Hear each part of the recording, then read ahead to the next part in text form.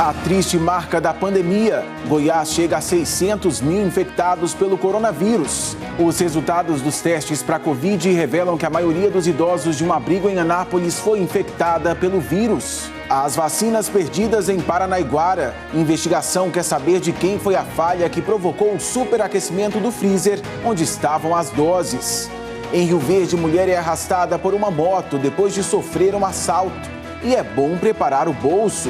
Com a chegada da estiagem, o preço do leite pode ficar ainda mais caro. O porquê eu te conto agora no seu Jornal Anhanguera.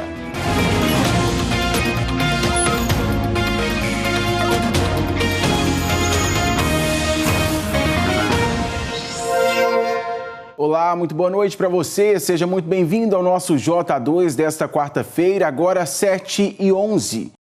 E a gente abre, infelizmente, falando de dados tristes aqui em Goiás. Hoje atingimos uma triste marca, 600 mil casos de Covid. Isso significa que 8,4% dos moradores aqui do estado pegaram a doença. E o número de mortes, mais uma vez, acende o alerta. 171 mortes nas últimas 24 horas.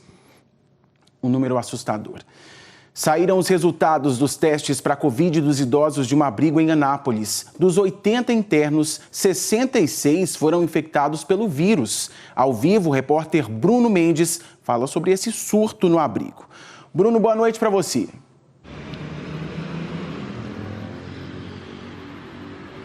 Olá, Tiago, boa noite para você, boa noite para todo mundo. Com a divulgação dos resultados destes testes que faltavam, a direção do abrigo informou que subiu de 32 para 66 o número de idosos que foram infectados pelo vírus da Covid-19.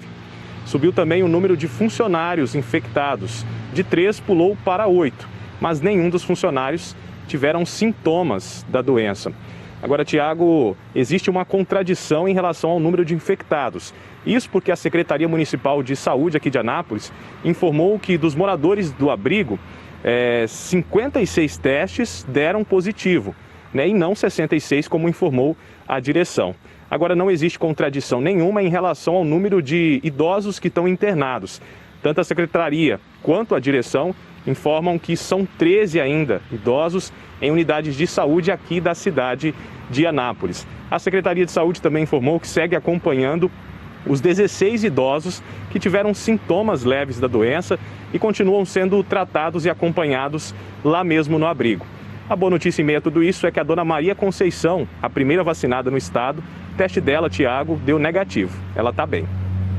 Ainda bem, viu, Bruno? A gente, claro, segue acompanhando essa história e torcendo para a recuperação de todos eles. Obrigado.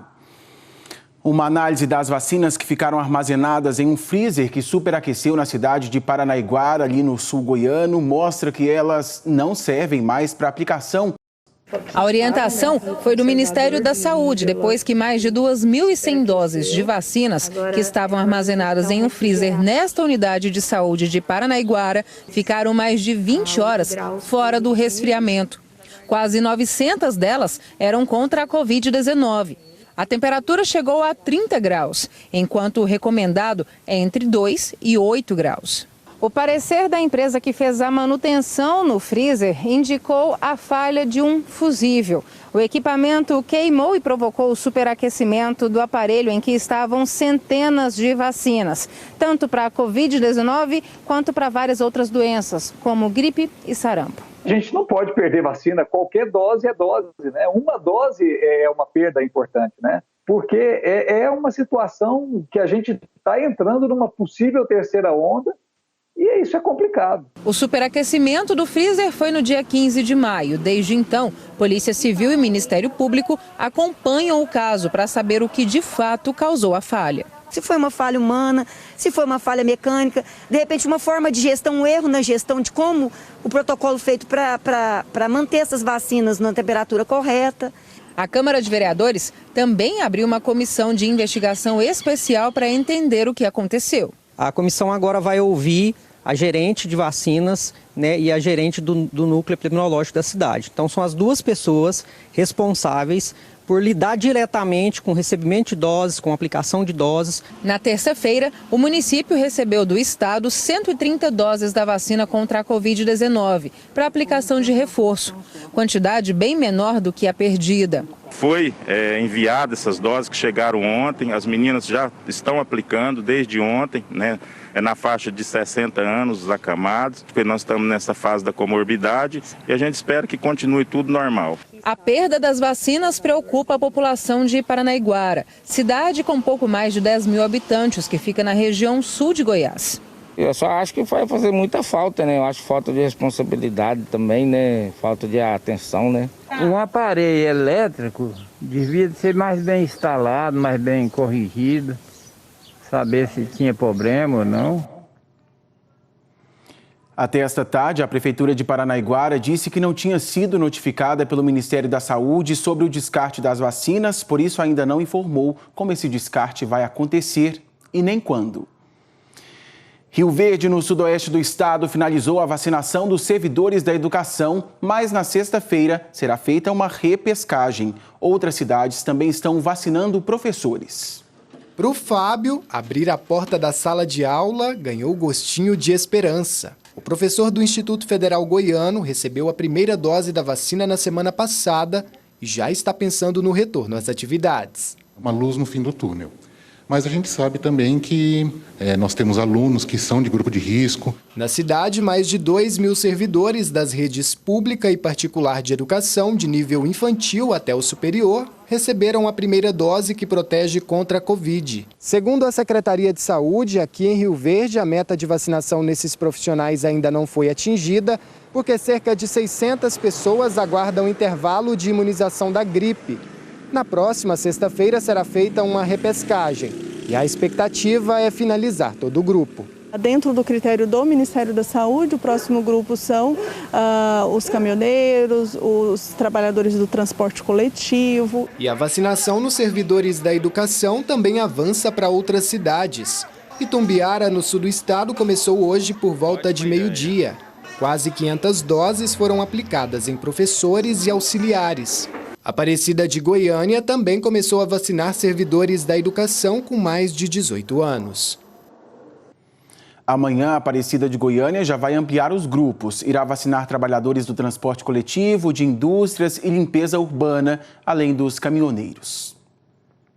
E Lusiânia também começou a vacinar professores e outros profissionais da educação, só que com doses da xepa, aquelas que sobram nos frascos ao final do dia. Quem chega com esse assunto é o repórter Myron Otton. Suas informações, Myron, boa noite.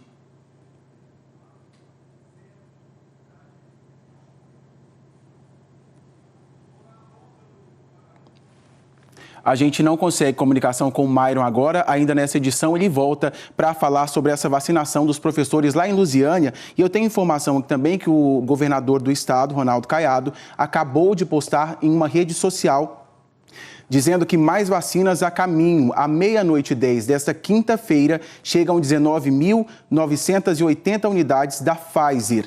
Todas serão usadas em primeira dose, uma informação que o governador acabou de postar em uma rede social. 7h19, a Polícia Civil de Rio Verde prendeu um assaltante que furtou uma moto e depois fez uma segunda vítima, uma mulher que ele saiu arrastando com a moto pelo asfalto. O repórter José Eduardo tem as informações para a gente. O Eduardo também não está pronto. Daqui a pouquinho a gente vai ver essas imagens impressionantes. A moto arrastando uma mulher pelas ruas de Rio Verde. Uma cena impressionante. Ele volta ainda hoje com os detalhes. Vamos seguindo. Em Catalão, a polícia está procurando 4 homens suspeitos de invadir a sede da Superintendência Municipal de Trânsito e levar 8 veículos. 2 deles, veículos oficiais. O furto foi ontem à noite. Polícia Civil estiveram na sede da SMTC. Os 4 bandidos entraram por esse portão dos fundos, que dá acesso a uma rua bastante isolada e sem nenhum movimento. Eles conseguiram quebrar o cadeado. O furto foi descoberto por funcionários quando eles chegavam hoje para trabalhar. Os veículos furtados estavam neste espaço aqui, que fica nos fundos da Superintendência Municipal de Trânsito, aqui em Catalão. O local não tem segurança armado, mas é iluminado e tem câmeras de monitoramento. Mas isso não foi suficiente para inibir a ação dos bandidos. Eles entraram pelos fundos e ficaram por aqui por mais ou menos 3 horas. As câmeras de segurança flagraram a ação. Nesse vídeo, dá para ver um dos suspeitos empurrando a picape, que era usada para serviços administrativos. Ele sai empurrando o veículo. Nesse outro trecho do vídeo, os outros 3 suspeitos aparecem sentados, olhando de perto onde estavam as motocicletas. Ao todo, 8 veículos foram furtados. A picape, uma motocicleta oficial que também está plotada e outras 6 motos que estavam no pátio porque foram apreendidas com irregularidades. 3 estavam com máscara e capu e um indivíduo cara limpa, entendeu? Então, creio que nós vamos ter êxito rapidinho em localizar esses indivíduos que aqui adentraram. Agora há pouco, a polícia localizou uma moto e uma picape que foram furtadas. Os veículos estavam abandonados no terreno baldio em Catalão. Ninguém foi preso. Agora sim, a Polícia Civil de Rio Verde prendeu uma assaltante que furtou uma moto e depois fez uma segunda vítima, uma mulher que ele saiu arrastando com a moto pelo asfalto. O repórter José Eduardo está prontinho agora e tem os detalhes para a gente. Boa noite para você, Zé.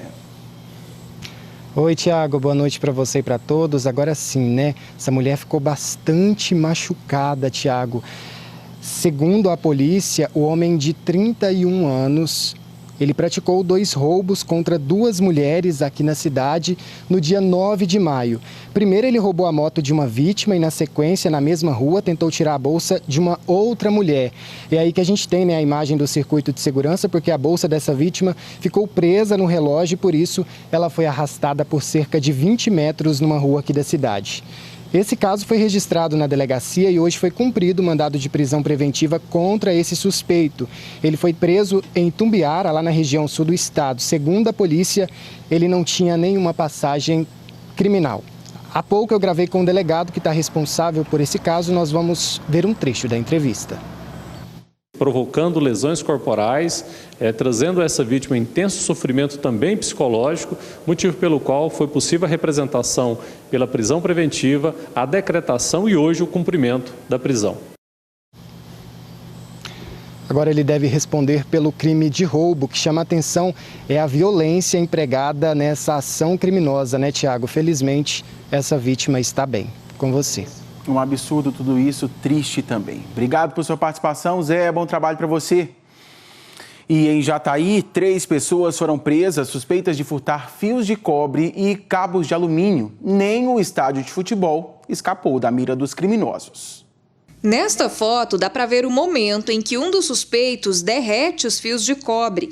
Ele fazia isso para poder vender o material. Numa reciclagem aqui de Jataí, onde parte do produto era entregue, a polícia apreendeu 4 sacos com os fios e 3 sacos com cabos de alumínio. 2 homens foram presos suspeitos de furtarem os fios de cobre e também cabos de alumínio. Um deles contou para os policiais que furtou os materiais de uma construção, do estádio aqui do município e até dos reservatórios da Saneago. A polícia conseguiu prender os suspeitos depois de receber denúncias sobre os furtos. O fio de cobre, ele tem um pequeno, mas tem um certo valor comercial. Então ele fazia esses furtos para revender e se ele revendia porque tinha um receptador, né? É bom deixar o alerta que o receptador que está comprando para utilizar desse produto de origem ilícita também vai ficar sobre os rigores da lei. A mulher responsável pela reciclagem e os 2 homens foram levados para a delegacia de Jataí e vai responder por receptação e os 2 homens por furto. A Polícia Militar recuperou no final da tarde de hoje uma carreta carregada com soja furtada na GO 452 no norte do estado. Vamos ao vivo então para Itumbiara conversar com o repórter Bruno Dourado. Eu quero saber, Bruno, se alguém foi preso. Boa noite.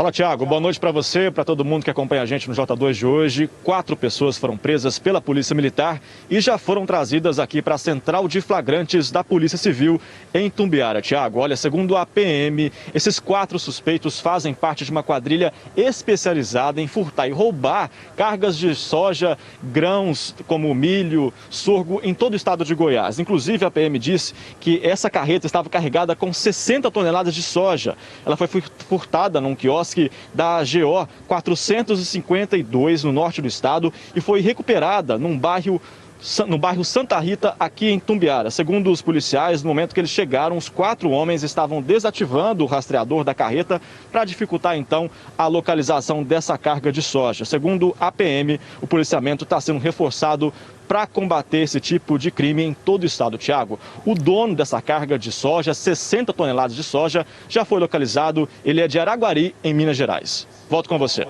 Obrigado por sua participação. Bruno, boa noite, bom trabalho. Olha, eu tinha tentado te contar que Lusiânia também começou a vacinar professores e outros profissionais da educação, mas o Myron agora já está prontinho, escuta a gente e vai detalhar essa história. Myron, com você, boa noite.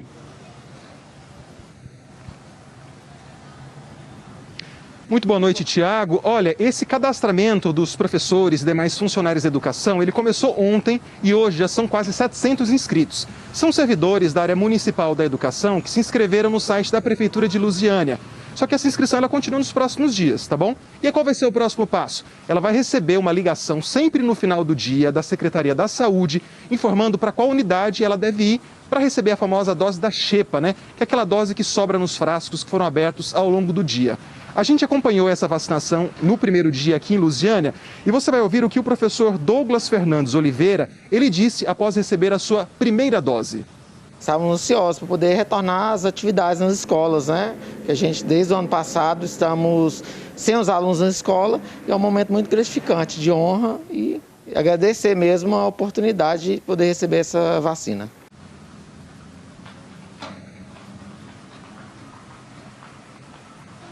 É uma emoção e tanto, né, Tiago? Mas olha, uma informação importante para os professores e demais profissionais que receberem essa ligação é que não esqueçam a carteira de vacina, a cópia do contra-cheque ou da sua carteira de trabalho e também a sua autodeclaração de que ela é um profissional, servidor público municipal aqui de Lusiânia que trabalha na área do ensino e também da aprendizagem, né, da área de educação. Tiago, eu volto com você no estúdio.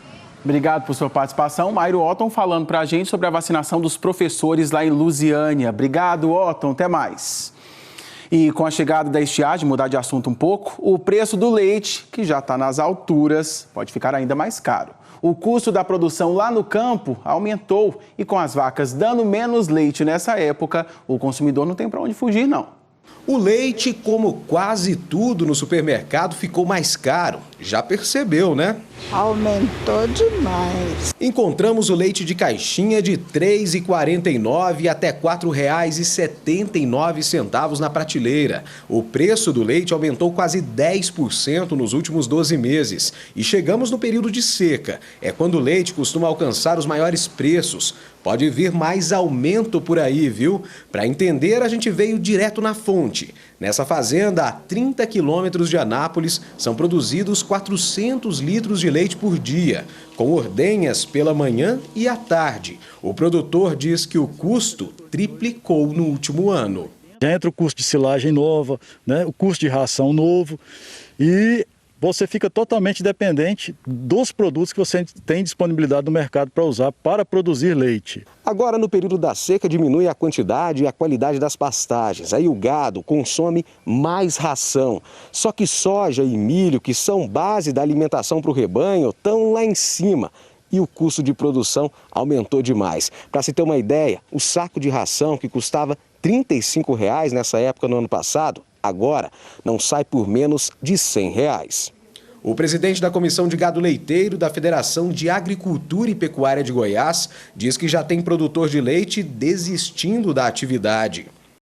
Muito produtor tem fechado no vermelho, muita produção de leite tem sido fechada também, muito produtor abandonando a atividade por causa da falta de rentabilidade O Maurício ainda não pensou em desistir, mas alerta que o consumidor pode esperar aumento nos próximos meses.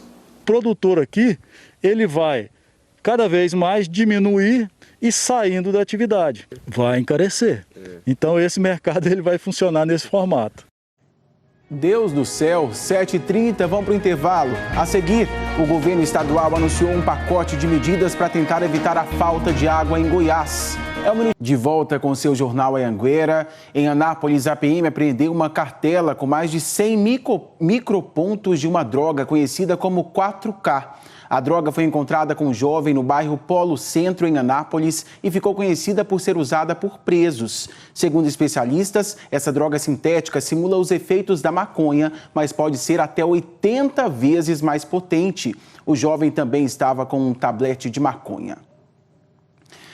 22 cidades goianas já estão com um novo método de coleta de DNA para identificar pessoas desaparecidas. A ação faz parte da campanha nacional chamada Desaparecidos. É através da máscara que o Vitor Hugo usava no dia em que desapareceu que a mãe dele tem esperança de receber notícias caso seja encontrado. Saiu de casa no domingo 23, 9h30 da noite, falando que ele recebeu uma ligação de alguém, falou que era um amigo, daí a gente não teve mais notícia dele. 22 cidades goianas já estão participando da ação que faz parte de uma campanha nacional do Ministério da Justiça. O objetivo é ajudar na busca por pessoas desaparecidas através da coleta de DNA do desaparecido e dos familiares, preferencialmente mãe, filhos ou irmãos. O processo é rápido e sem dor. Com uma esponjinha, o perito colhe células da bochecha. Após essa esponja colocada em um papel, nós direcionamos esse material para Goiânia, onde ele vai ser analisado, extraído o DNA da pessoa e colocado no banco de perfis genéticos para fazer o cruzamento. O sistema vai fazer um cruzamento de dados e é através deste cruzamento que a polícia vai conseguir identificar, encontrar a família e dar a essa família uma resposta sobre o que aconteceu. Nós temos uma quantidade enorme de pessoas desaparecidas, uma quantidade que vem crescendo a cada dia, e com essa ferramenta o país inteiro vai conseguir se comunicar através do material genético das vítimas. A dona Terezinha soube da campanha e quis fazer a coleta do DNA dela. Quer saber o que aconteceu com o filho desaparecido há 3 meses. A gente vive esse dia muito difícil, sabe? Nessa procura sem resposta. Oh, meu Deus. Olha, caso você tenha algum parente desaparecido e queira colher o material genético, é preciso agendar no IML mais próximo. Uma carreta tombou em cima de um carro numa estrada rural em Alexânia. As imagens, como ficou o carro depois que o caminhão foi retirado, é impressionante. O veículo foi prensado, olha a sorte. A motorista, na verdade, tinha acabado de descer do carro para pegar a filha que estava na fazenda. O motorista da carreta contou que ela perdeu o controle da direção na curva. O governador Ronaldo Caiado anunciou hoje um pacote de medidas para tentar evitar a falta de água no estado. Por causa da falta de chuva, o nível do rio Meia Ponte vem caindo e está perto do nível de alerta. O rio Meia Ponte abastece a metade dos bairros de Goiânia, parte de Trindade, Goianira e região sul de Aparecida.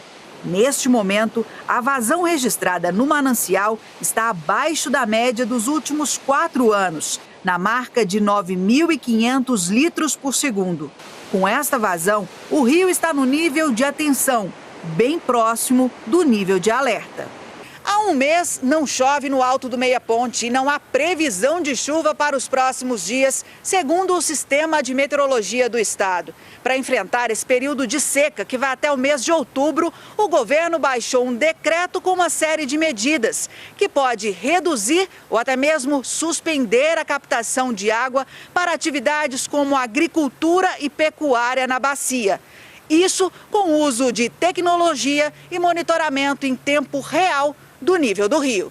70 bombas utilizadas para irrigar grandes lavouras estão sendo fiscalizadas de forma eletrônica. Segundo a secretária de Meio Ambiente, se a vazão do rio baixar muito, é possível controlar o gasto de água à distância. A estação telemétrica que mede na bomba de captação do rio quanto está sendo captado, essa informação chega nos computadores da secretaria. Então, hoje a gente faz uma fiscalização online e à distância. E à medida que há algum uso não autorizado, há uma intervenção pontual de fiscalização naqueles casos. Quando chegar no nível de alerta 3, há uma redução das outorgas concedidas da vacina em 25%. No próximo nível, que é o nível 3, aí chega até 75%, e assim sucessivamente. A Saneago terá que reduzir as perdas de água na rede de distribuição e também fazer campanhas educativas para evitar o desperdício. Manja, o que você está fazendo? Estou tentando descobrir de onde vem a água. Segundo o governador, a intenção do decreto é alertar a população sobre o uso racional da água e envolver os produtores rurais na preservação do rio. O que nós queremos é buscar o momento onde ele vai utilizar a água que seja compatível para não ter uma sobrecarga durante um período único. É usar a água com consciência, né? Você está vendo aí, tem agora a previsão do tempo para esta quinta-feira.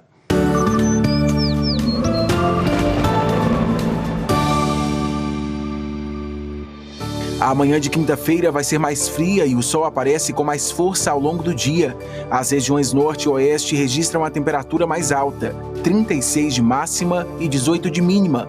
Também faz calor na região central, 32 graus e 16 de mínima, sem previsão de chuva para todo o estado. Rio Verde e Tumbiara vão ter 16 de mínima e 30 de máxima. Anápolis deve variar de 17 a 29 graus. Lusiânia tem mínima de 17 e máxima de 30 graus. Agora quero te mostrar uma iniciativa bem bacana. Olha aí, amigos pescadores de Tumbiara soltaram 11 mil alevinos da espécie piauçu no rio Paranaíba para povoar ainda mais o rio. Os amantes da pesca estão se organizando para soltar mais peixes em julho. Bacana demais isso, parabéns. Agora, a hora da nossa imagem do dia, uma outra iniciativa muito bacana lá do Hospital Regional de Lusiânia. A direção instalou um painel no hospital para fotografar os profissionais da saúde. Uma homenagem a estes anjos que atuam na linha de frente do combate à Covid-19. Um reconhecimento, claro, mais que merecido. Fiquei feliz de saber que você esteve aí do outro lado. Estamos indo embora com imagens do céu de Rio Verde, com esta lua maravilhosa. É a superlua, um fenômeno conhecido como superlua. Foi observado ao redor do mundo na noite de terça-feira. Essa superlua ocorre quando a lua está próxima do seu perigeu, ponto da sua órbita mais perto da Terra. Então, se você pode agora, sai de casa para contemplar esta maravilhosa imagem. Uma boa noite para você. A gente se vê amanhã. Até mais.